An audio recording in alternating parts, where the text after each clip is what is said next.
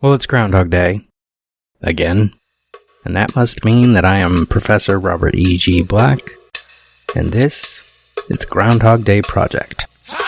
It's one of those infinite time loop situations you might have heard about. It's a thing where the same day keeps happening.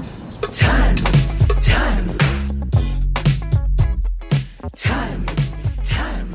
I wake up every day right here, right in Punxsutawney, and it's always February 2nd. The last revision is what counts, apparently. Minute 5 gets us out of Pittsburgh. It gets us to the production's nearest filming to Punxsutawney. And it gets us the start of a great three-way conversation between Larry, Phil, and Rita in the news van. First, we have the lyrics to Weatherman. Predictions show a steady low. You're feeling just the same. Where are we going here? This is the romantic song, as it were. The song is suggesting this is a rom-com. I generally say this movie is not a rom-com, but it obviously presents itself as a rom-com. Predictions show a steady low means you're lonely, you're sad because you need someone else. You're feeling just the same. So I'm feeling low, you're feeling low, we should hang out. But seasons come and seasons go. Life is not always going to be the same thing. These lyrics are as on the nose as the clouds in minute 1, but they're also good. I kind of like them. And I've heard the song hundreds of times. I'll make you smile again. On the one hand, that's nice. It's pleasant. On the other hand, imagine Phil saying it and it's a little creepy. Like you imagine him seeing like a girl at a bar who's got a frown on her face. She's taking a drink and he's like, what's wrong? I'll make you smile again. And that's like back the fuck off, dude. If you don't believe me, take me by the hand. See, it's still feeling a little romantic, but also potentially a little much. Can't you feel you're warming up?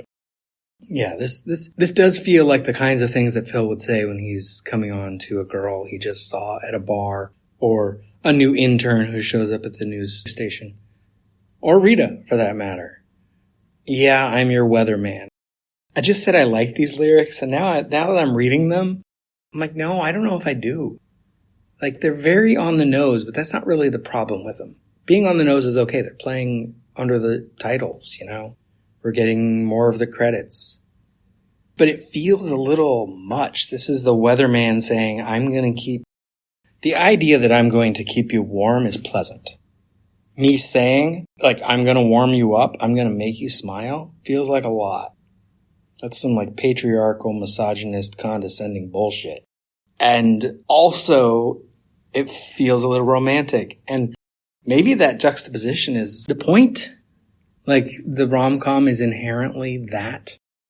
We want a rom-com to have a woman who's independent, can take care of herself. Rita definitely is good at what she does. Kenny was right last minute when he said she's going to be a really good producer. But also, she is still relatively young, a little naive. But she's not going to fall for this bullshit. But in a rom-com, you want the woman to be able to stand on her own and fall for the bullshit.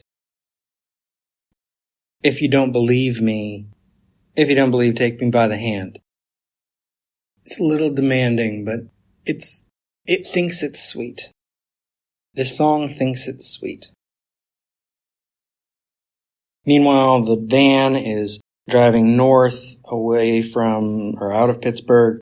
It turns to the northeast, getting onto a highway, heading toward Punxsutawney. And we do get an aerial shot where it's on top of a hill with houses, line of houses on either side of a street that it's on. That is actually on the way to Punxsutawney. And it is the farthest east that they got for filming in this movie. They did go to Punxsutawney in pre-production. That's why there's the ice sculpting. That's why there's the bachelor auction. Those things got in after they went to Punxsutawney and watched what actually happens on Groundhog Day. What are the festivities involved? And then they came back and put stuff into the script from that. But this was the closest they got to Punxsutawney while actually filming. This road is on the way from Pittsburgh to Punxsutawney. Once we're in the van, we're in Illinois. And once we are back out of the van next minute, we are in Woodstock, which is where they film most of the movie. Inside the van, we get Phil. Can you keep a secret, Larry? This isn't a fucking secret. You know he says this to everybody. He tells everyone. He already said before that a major network is interested in him, which is a lie. I'm probably leaving PBH, so this will be the last time we do the Groundhog together. Why is he telling Larry this? Is he trying to impress Rita? Because this isn't going to impress Larry. Larry doesn't care. Larry's a worker. Larry's a guy who gets shit done. Phil doesn't know much about Rita. I think he's trying to, if not impress her, he's trying to intrigue her. But he's doing it by having a conversation with Larry, which he should know, and we definitely can tell, is not going to be very impressive. Generally speaking, you're not going to impress the girl that is in the back seat by being a dick while talking to the guy who's driving and thinking you are too good for where you are and your station in life, and suggesting that you already have a way out when you don't. But Larry doesn't quite take the bait. I don't understand what's wrong with the Groundhog Festival, he says. You know, and I love the tone here because it sounds like he is bragging. You know, when I worked in San Diego, I covered the Swallows returning to Capistrano 6 years in a row. I think he's proud of that, and that he got the chance to say it is good for him. But Phil isn't going to just buy into that this is a good thing. Just like last minute we had Phil saying, I want to spend an extra second in Punxsutawney, once again, because when they filmed this, they didn't know they were going to film the studio sequence. Phil is challenging the gods, challenging the universe. Someday somebody's going to see me interviewing a groundhog and think I don't have a future. What happens when Phil gets near the groundhog? For a little while, he doesn't have a future. He challenges the universe, and the universe is like, okay, challenge accepted. But then Rita does join the conversation. She is wholesome, she is sweet, she's the princess, as he's going to call her later. And she buys into the punxsutawney stuff. She buys into the Groundhog Day stuff. She leans forward. I think it's a nice story. He comes out, and the minute ends before she gets to say the rest of it. But you can already get the feeling that she is not cynical like Phil. She is not as experienced as Larry.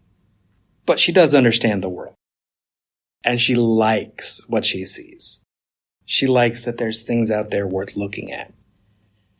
This isn't from Rubin's original. I think it's from the second revision. Rita doesn't want to go to Punxsutawney. Now maybe this is from Rubin's original, because that would make more sense. No, because Gil is involved. Gil Hawley, he's their boss. He's in the script, but he doesn't make it into the movie. So it's got to be the second revision, because I don't think Gil Hawley is in Rubin's original. Gil tells her that she's going to be the producer for Phil's segment, and she doesn't want to do it because she is covering a nurses' strike, I believe it is. There's important stuff that she wants to cover, and Phil does this sarcastic thing where he's like, no, this is important stuff. This is like vital news for everyone, and she gets intrigued and then finds out, no, it's just going to Punxsutawney. I like this version better. It is a better story where our main character is the one who needs to be fixed. Which is the overall implication of the movie, is that Phil gets out of the loop, not because he earns Rita's love, but because he becomes a better person. Just coincidentally, that is signaled to us by Rita being intrigued and interested and spending the night with him. But at this point, Rita's too wholesome for him. Rita's too good. And we should understand that. By the end of minute 5 already, and going into minute 6, we'll see more of it, is that Phil definitely likes Rita, but he doesn't like Rita. If the distinction makes any sense in audio. But we'll get into that next time. That's all for minute 5. Until then, watch more movies. Knew you were gonna say that. This has been a production of Lemming Drops Studio. You can find links to more at lemmingdrops.com or join the Facebook group Lemming Drops Studio Tour. Also, you can support all my shows at patreon.com/lemmingdrops. What is wrong in the end which never comes? Or which comes again and again, lapping, like waves. Since the Big Bang set everything in motion, everything that happens in this universe has to be the way it is. Particles unfolding the way they're destined to.